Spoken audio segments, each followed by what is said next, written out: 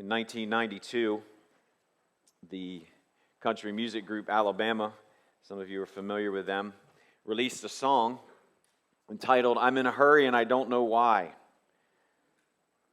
That up-tempo song soared to the top of the charts. It was a number one hit for many weeks, and it received a great deal of radio airtime, and I believe it's been covered by different country groups over the years. In the song, the narrator discusses his bewilderment of the hurried pace of his life. The chorus of the song goes like this: "I'm in a hurry to get things done. I rush and rush until life's no fun. All I really got to do is live and die, but I'm in a hurry and I don't know why." I don't think it's a coincidence that that song became a hit. I think it's a hit because it resonates with many, if not all of us. We all know that feeling of rushing, don't we? Rushing from one job to the next, from one appointment to the next, working long days that stretch into the evening, collapsing into bed, only to wake up a few hours later and do it all over again. And it's not just our work, is it? It's also our leisure. Even our rest is busy. We all know what the phrase, "I need a vacation from my vacation" means, don't we? We cram our vacation time so full that we come home exhausted.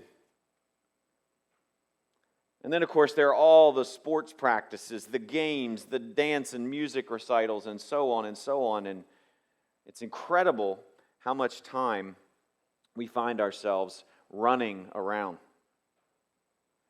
There's no doubt that on the whole, we are a very busy people. And I suspect, as the song goes, many of us don't really even know why.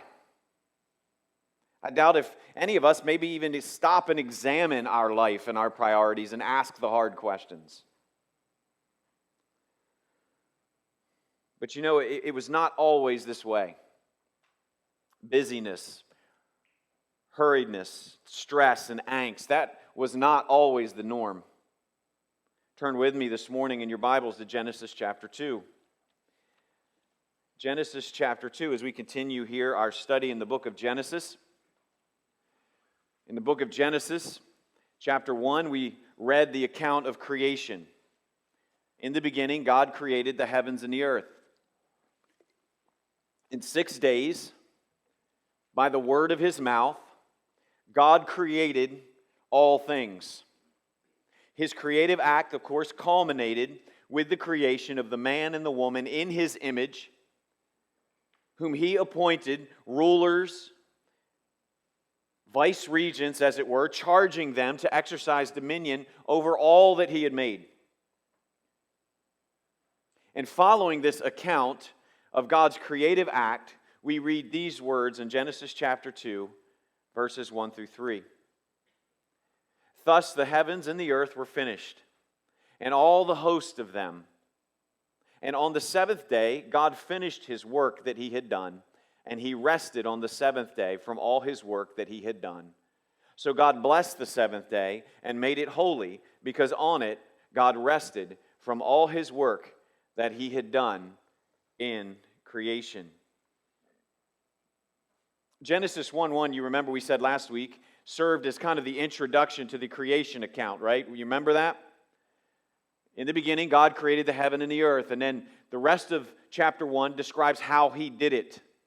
Right? Verse 2 talks about the earth was without form and void. It was formless and empty. And so in days 1 through 3, God addresses the issue of formlessness as he creates light and then separates this atmosphere from the waters below and brings dry land. So he's forming the creation. And then on days 3 through 6, he fills those spaces.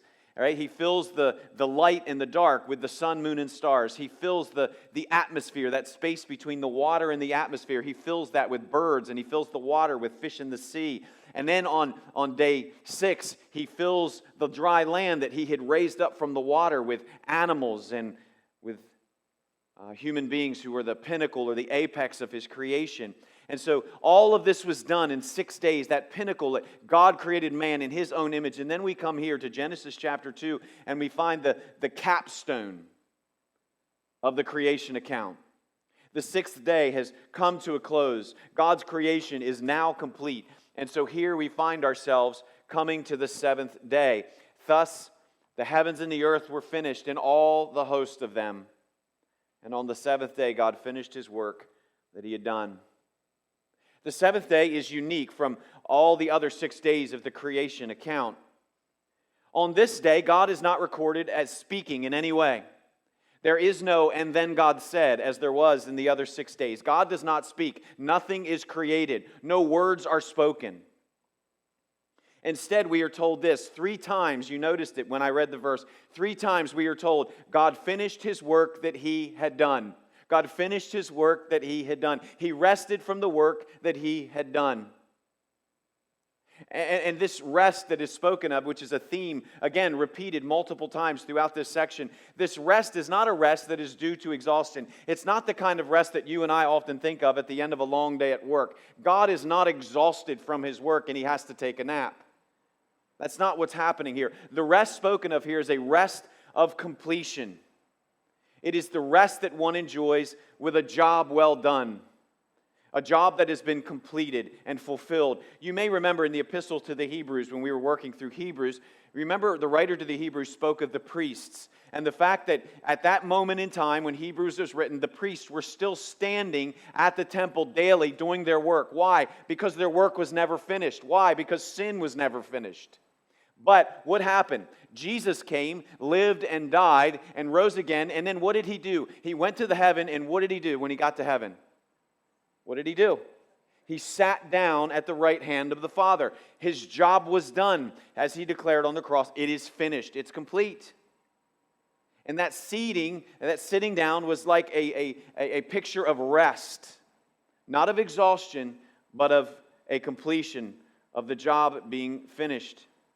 And that's how we should think of rest here. The completion of God's work is done. We see this also further in the presence of the number 7 that appears here in both the language and the structure of the verse. That phrase, the seventh day, occurs 3 times in these verses, in the last 2 verses. The seventh day is repeated 3 times. And then you remember 2 weeks ago, I showed you how in the beginning of the creation account, there were the first line, in the beginning God created heavens and the earth, is 7 words in the Hebrew. Verse 2 is 2 sets of 7 words. So the beginning we see 7. Then we come to this section of the scriptures here. In chapter 2, verses 2 and 3, we have 3 sets of 7. 3 lines with 7 words in each one in the original Hebrew. All of that, the number 7, was a picture understood in the Bible as the picture of fulfillment, the picture of completion. And so you see that both in the language of the verses and in the very structure of the verses. And the original Hebrew readers would have recognized that and picked up on that. They would have recognized the emphasis on this theme of completion. And so all of this then serves as this exclamation point on the creation account. It is God's emphatic declaration concerning His creation. It is good and it is finished. And as I said last week, that speaks volumes to the doctrine of evolution. Not the theory, but the doctrine of evolution. Is God's creation done or is it not? Was it good when He finished it or was it not? God says it's good and it is finished. And in addition to His rest on this day, we are also told here that God blessed the seventh day and He made it holy. This is another way of saying that God's presence, you remember we've said this before, God's presence is affiliated or associated with His blessing. The Lord bless you, right? Numbers chapter 6, the blessing of Aaron. Do you remember that? There's a parallelism there. It's a restatement of the same point. The Lord bless you and keep you, right? And then more emphatic, the Lord let His face to shine upon you, right? And then even more emphatic, His countenance would be shown to you. Moses longed to see the glory of God. What did that mean for him? It meant to see the face of God. God's presence was a sign of blessing. So God blesses the seventh day. His presence fills His creation, and He makes that day, we're told here, holy. The seventh day, therefore, is set apart. What does it mean to be set apart, to be holy? It means that day is devoted to God. It is a day that is given to Him for the enjoyment of His creation. It is a day that is to be devoted to Him, a day when His creatures, most significantly the man and the woman, would enjoy all that He had made, and they would share in the celebration of His good creation. They too would rest. But the seventh day was unique in another very significant way. You remember that in Genesis 1, each of the 6 days of creation ends with what phrase? And there was what? Morning and evening, the first day, the second day, the third day, the fourth day, the fifth day, the sixth day. That phrase does not appear on the seventh day. That phrase indicated the end of the day. It indicated that the day's purpose, the purpose for which that day had been made, was created or was finished. It was complete. It was done. The purpose is complete. But these words are absent from the seventh day. And the absence of this phrase reveals that it was God's intention that His creation would enjoy this perpetual, unending joy of His rest. So therefore, the seventh day was intended to be an endless day of rest in God. That was what Adam and Eve were to enjoy for the rest of their existence. This endless, never-ending day of rest in God. In the days that followed the completion of the creation, the man and the woman enjoyed God. They did, in fact, rest in Him. They enjoyed perfect fellowship with Him. They enjoyed harmony with Him and with His creation as well. Think about it for a minute. Adam and Eve worked, but they were not busy. Is it difficult for you to understand that? It is for me. Okay, I work and I'm productive, but I'm not busy. That's kind of a summary of their existence. They carried out their God-given mandate to work and to keep the garden, to rule and exercise dominion over creation. But their work did not in any way distract them from God. Let's be honest here this morning. How many of you would say, and I'm a pastor, so I'm going to answer honestly, which I should, right? How many of you would say your work tends to be, on a whole, a distraction from your relationship with God? I'll own up to that. And I'm in ministry. And it's a distraction. It can be a distraction from God. We all understand that. This was not the case for Adam and Eve.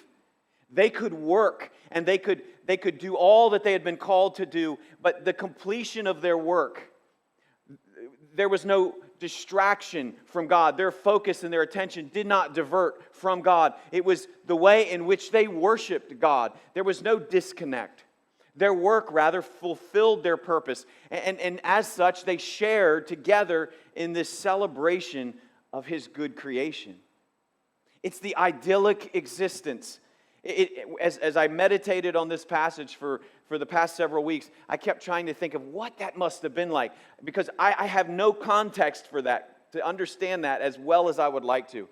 I don't understand the depths of what that must have been like for them, because my life is filled with hurriedness. It's filled with angst. It's filled with frustration. All the stuff that your lives are filled with, I get that. That's our existence. It's hard for us to even understand what it must have been like for Adam and Eve in the garden. There was no turmoil. There was no feeling of hurriedness. They never were exhausted. No stress, no frustration, no angst. They enjoyed perfect rest. They enjoyed fullness. They enjoyed perfect satisfaction. It's very difficult for us to find rest, to find fullness, to find perfect satisfaction. You know, no matter how hard we strive, we feel like we just can't get ahead. Life is like an uphill battle. Everything requires that what feels like this never-ending toil just to maintain, whether it be the grass in my yard, whether it be the human relationships in my life, whether it be my relationship with God Himself. It all feels like it's in need of my constant attention, or I will fall behind. You go on vacation. You stress yourself out to get there, right? because you got to get so much done so everything doesn't fall apart while you're away. And then usually in the last couple of days of vacation, what's happening? You're starting to process. Okay, I got to pick up the pace because I got to hit the ground running when I get there. Why? Because I will lose ground if I don't continue to push. That is life. Adam and Eve didn't know that. They didn't know that. So how did we get here? How did we get to this place? Because I think most of us would admit it's not really that much fun. Well, the answer is found in the next chapter of Genesis, which we'll be getting to. We won't spend a great deal of time there right now, but in the 3rd chapter of Genesis, if you're a student of the Bible, you know what happens. There we read that mankind was not content to rest in God. We decided in that moment in the garden that God's good creation was not good enough. We believed that if we could be in charge, if we could just take control of the clock, if we could get our hands on the calendar, if we could get our hands on the levers of power, then this world would be so much better. We could be so much more efficient than God. And life would be so much more joyful. However, in turning from God and rejecting His rule, we also forfeited the rest that He had given to us. Now, having been cut off from the God of rest, there is no longer any rest to be found. There's only continual striving, continual stress and angst and frustration. We strive and we struggle, not only for our physical survival, but we strive for meaning and purpose. We are on a hunt, on a search constantly. Before sin, the man and the woman had no need of anything, physical, spiritual, emotional. They felt no need, think about this, they felt no need to prove themselves. Their identity was not wrapped up in what they did, but rather their identity was tied to their Creator. Meaning and purpose was not something they had to search for. It was not something they had to determine for themselves. It was given to them by God. All they were required to do was obey. That was it.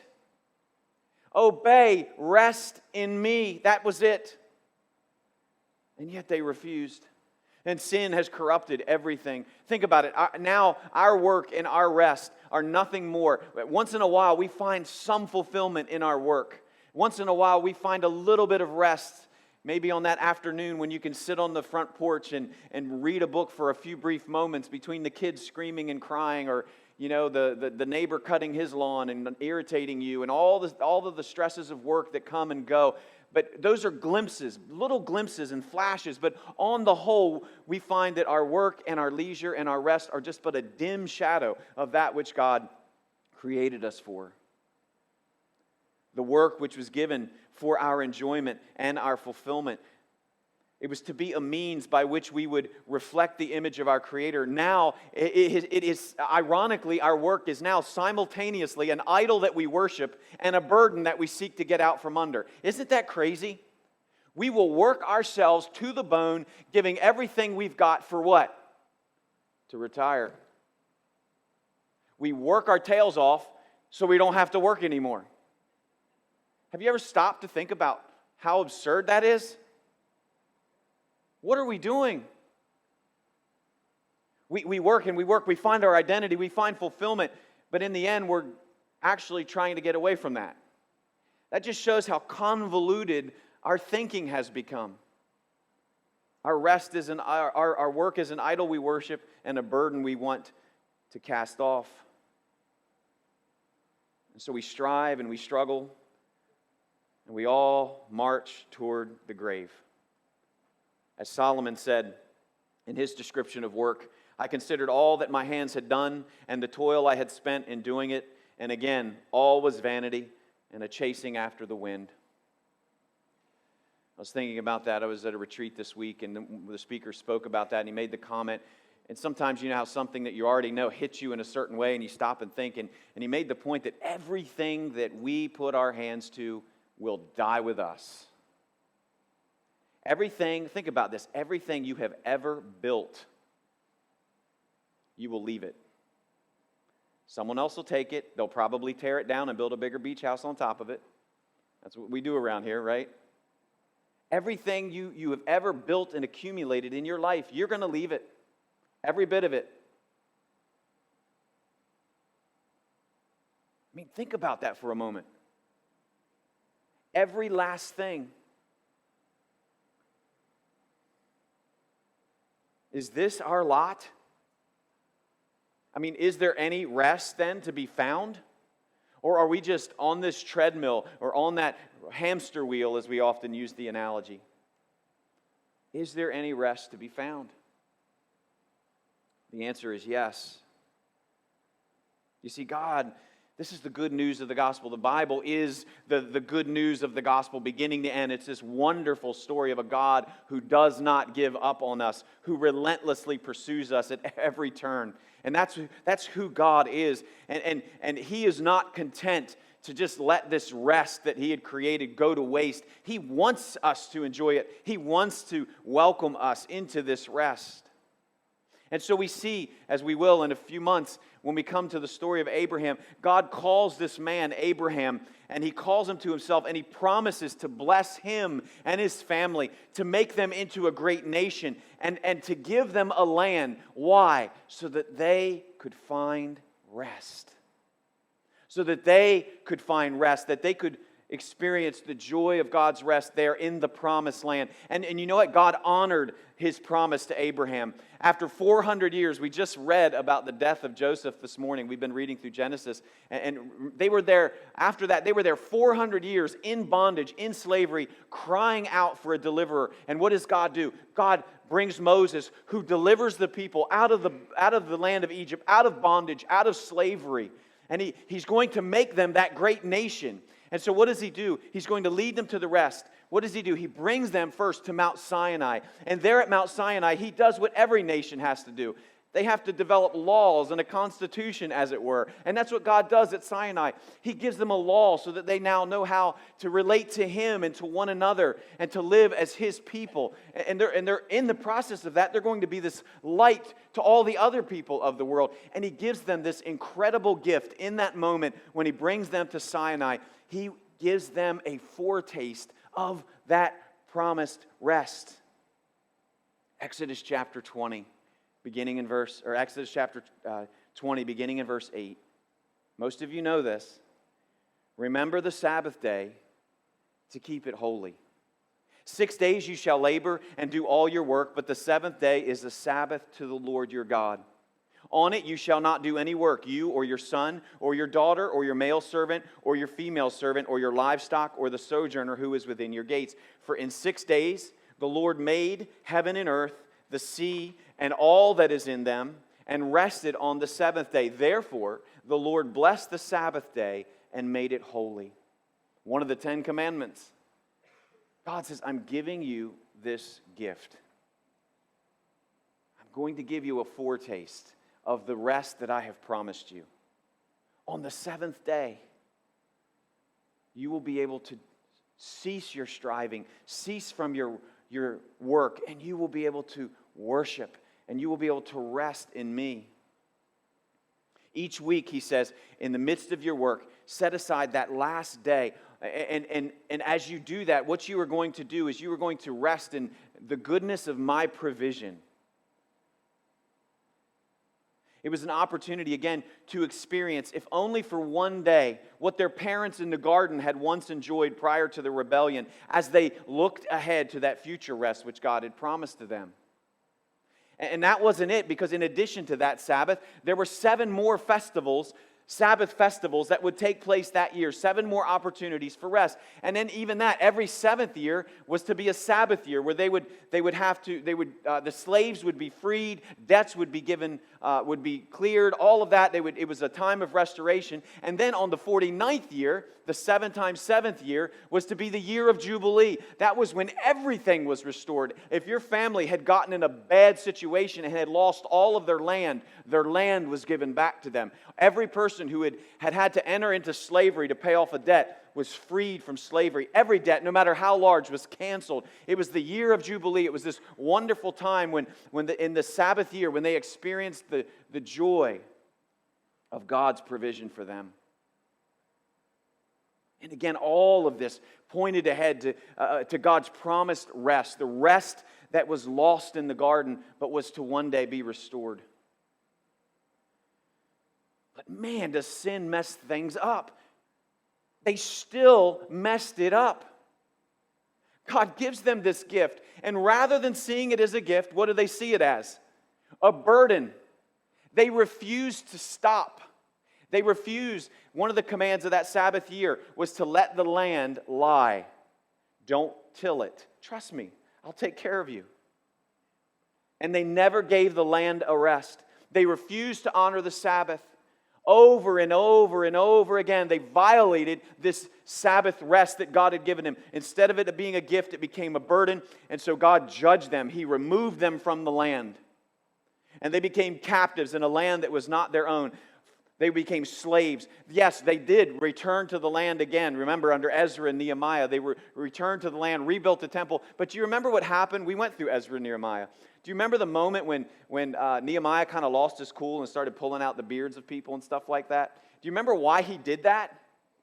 It's because on that one day, the Sabbath day, the people were not supposed to be working and buying and selling. And what did they do?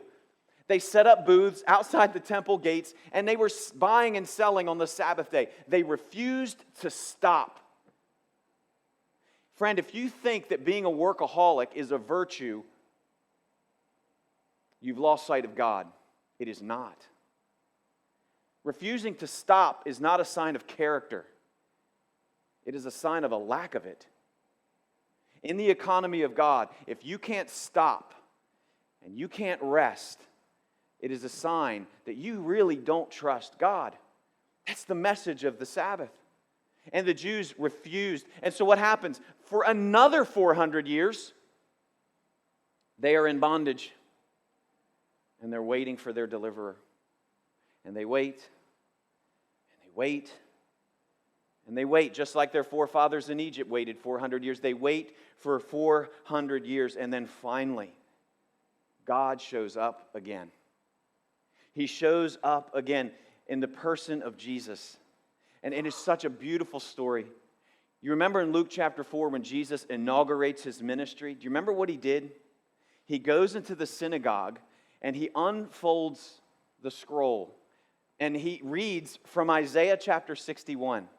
And do you remember what Isaiah 61 says? Listen to this. He says this. The Spirit of the Lord is upon me because He has anointed me to proclaim good news to the poor. He has sent me to proclaim liberty to the captives and recovering of sight to the blind, to set at liberty those who are oppressed, all the things that the Sabbath year would do. And then He says this, to proclaim the year of the Lord's favor. What is the year of the Lord's favor? The Jews knew what that year was. It was the year of Jubilee. It was the year of Sabbath. It was the year when everything was restored. And Jesus comes and says this. He reads that psalm, or that prophet Isaiah, and he sits down. And do you remember what happened? Everyone's eyes are looking at him. And then what does he do? He says, today, this scripture is fulfilled in your hearing. And of course, we know what happened, right? The people were like, yay, yay, finally the rest is here. If you know the story, that's not what they did. They chased him out of the synagogue and tried to throw him off a cliff. That tells you everything you need to know about the human heart. We will take the good and beautiful gift that God has given us, we will reject it, and we'll kill anyone who gets in the way of our desires.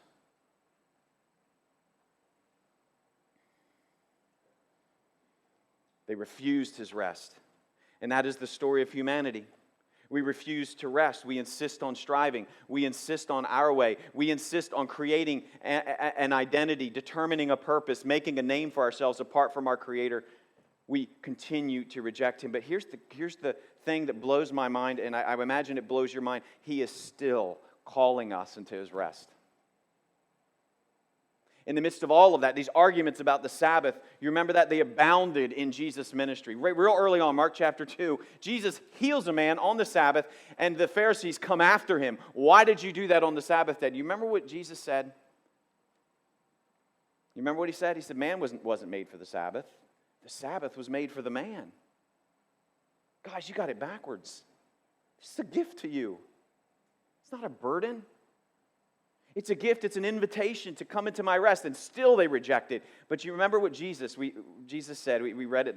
Chris read it in our call to worship this morning. In that moment, you remember in Matthew chapter 11, there's that conflict with the religious leaders. And in that moment, Jesus stops what he's saying, and he looks to heaven and he says, I thank you, Father, that you have hidden these things from the wise and the understanding, but you have revealed them to little children, to the humble, to the weak. And then he says these words. You can envision him looking at that crowd of people who had been seeking for purpose, seeking for identity, seeking for rest. But the law had them tied up in knots. They lost their joy. They had no joy in their salvation. Their religion had become an oppressive thing. And Jesus looks at them and he says, come to me. All you who are heavy laden, and I will give you what? Rest. I will give you rest. Take my yoke upon you and learn from me. I am gentle and lowly in heart, and you will find rest for your souls. For my yoke is easy and my burden is light. The invitation of rest is there. For all those who will cease their striving, who will come to Him, who will lay down their tools and their arms and simply rest in Him. You see, the whole point of this, from beginning to end, is this truth, that the rest of God is not a day. It was never just a day. The rest of God has always been a person. It's always been a person. It's always been Him. That was why the day was given to us for Him. It was devoted. It was considered holy. It was given for Him so that we could enjoy Him, that we could enjoy fulfillment and peace and rest in Him. But to enter it, you must cease your striving. Hebrews chapter 4, an incredible exposition on this teaching of the Sabbath. And this is what the writer of Hebrews says in chapter 4, verse 9. So then, he says, there remains a Sabbath rest for the people of God. Now again, this is after the Old Testament. This is after Jesus has come and lived and died and rose again. And he says there's still a Sabbath rest for the people of God. For whoever has entered God's rest has also rested from his works as God did from His. What works? It wasn't just creative work. It was the work of His life, death, and resurrection. He's seated at the right hand of the Father. Hebrews 4 continues. He says, therefore, while the promise of entering His rest still stands, let us fear, lest any of you should seem to have failed to reach it. How do you fail to reach the rest of God? You fail to reach the rest of God by trying to work for it, by striving for it, by chasing after it. You must rest in it. He says, for good news came to us just as to them, speaking to the Jews. But the message they heard did not benefit them. Why? Because they were not united by faith with those who listened. Faith, trust. They didn't trust God. They insisted on their way. They insisted on continuing to work and strive for it. And then he says this, for we who have believed enter that rest. And then he says, as he said, quoting the Old Testament, as I swore in my wrath, these are the words of God, as I swore in my wrath, they shall not enter my rest. Friend, you must rest in Him. Your religion, all of your activity will never bring you an inch closer to God. It won't. You cannot work for the rest of God. It doesn't work that way. You don't obtain it by striving. You obtain it by trusting. You see, the day of rest, in many ways, is a test of faith. And it's a test of faith for us. So we are not under the Sabbath law of the Old Testament any longer, right? We don't all shut down on Saturday. And we recognize that Sunday is not this legalistic thing that we have to do. But there is a sense in which that principle does carry over, as the moral law of God in the Old Testament is carried over into the New Testament. And this day of rest that historically, for 2,000 years, the church has observed, in fact, many churches still refer to this day, the Lord's Day, as the Sabbath day, the Lord's Sabbath. It's kind of a test whereby we find out whether or not we would stop. And let me say this, if you refuse to stop and pause and worship and enjoy rest on this one day of the week, then you can be assured in the Old Testament you would not have stopped then either. You would have been a Sabbath violator just like everyone else. And it's a precursor. It reveals something about our hearts, something about our relationship with God, that we refuse to stop one day a week and trust Him. I've said this before. One of the things I appreciated, my parents had a restaurant when I was growing up, and Sundays are great days for the restaurant business, right? Because all of you go to restaurants after church, right? So all the church people, that's a lucrative business on a Sunday afternoon lunch. And usually your lunch on Sunday is more like dinner, so the prices are a little more. It's a good day to be in the restaurant business. And I can remember my father made the call. We're shutting it down. No, we are not opening on Sunday. And his car business never opened on Sunday. That day was the day to focus on the Lord. It was reserved for Him. It was never some legalistic thing. Rather, it was an opportunity for us to focus our attention where it needed to be, to gather with God's people, to worship Him. And I look back on that era of my life, and I'm so thankful for those Sundays. I have very fond memories of Sunday, both with church and with family at home. And that's what the Sabbath principle is. Will you stop? Or are you trying to wrench everything away from God? Are you fighting Him for control? Are you willing to recognize that, you know what? This world does not depend upon me. God's purposes and plans are not dependent upon me in my presence. Stopping for the Sabbath day is a way of saying, God is in control. I'm not. And I'm replaceable. At the end of the day, God doesn't need me, but He gives me these gifts that I'm able to use, that I'm able to enjoy for His glory and for the good of others. That's what the Sabbath is all about. It's not about a day, it's about a person. The day is just kind of the test of faith. Will you trust me? Will you trust me? It's like our money, right?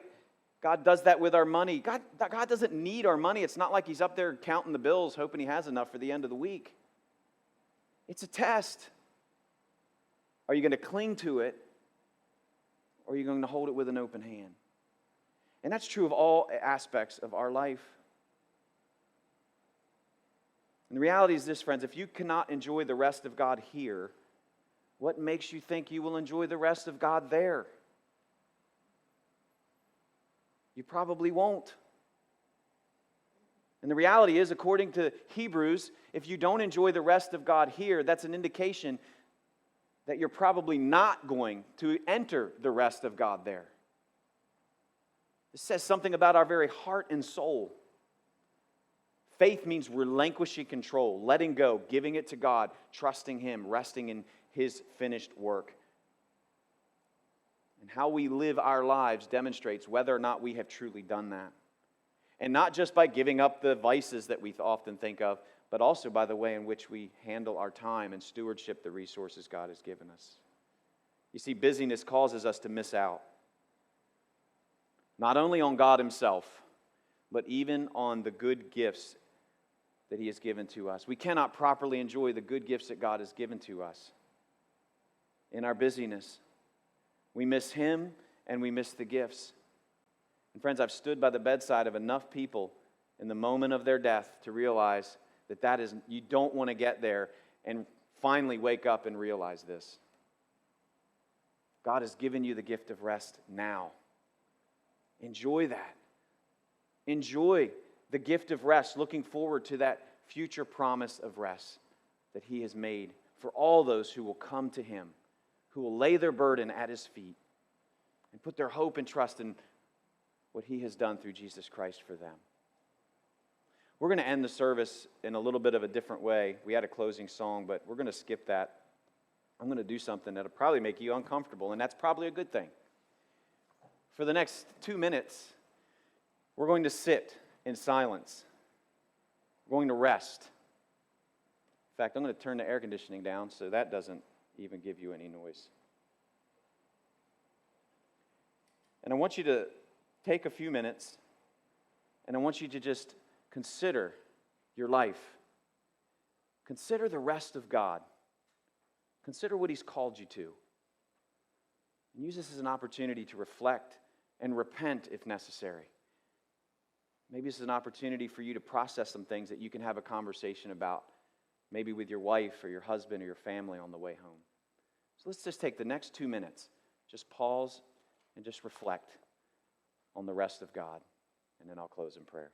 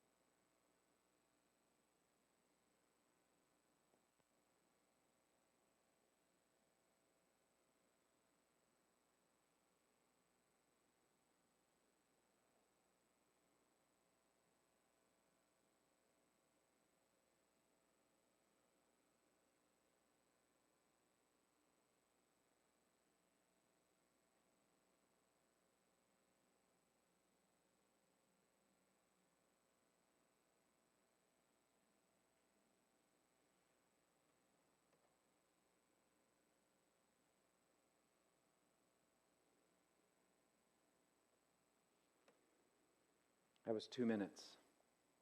If that 2 minutes seemed like an eternity to you, then I think that might be a sign. If you kept thinking, how long is this going to go on? If you looked up here at me wondering, is he going to say something? That might be a sign. 2 minutes. How hard is it to pause for 2 minutes? And yet my guess would be many of us felt uncomfortable. Maybe a sense of angst. I think that speaks directly to the heart of what we've heard this morning. Let's pray.